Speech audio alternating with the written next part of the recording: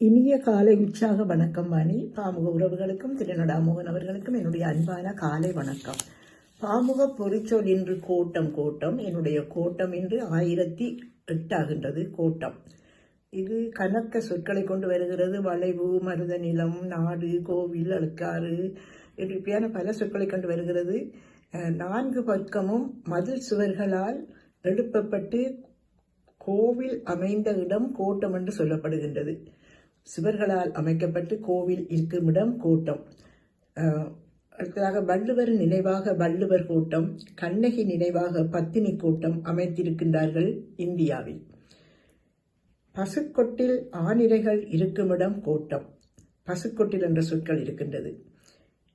அடுத்ததாக நிர்வாக வசதிக்காக பிரிக்கப்படும் தொகுதிகளும் கோட்டம் என்று சொல்லப்படுகின்றது.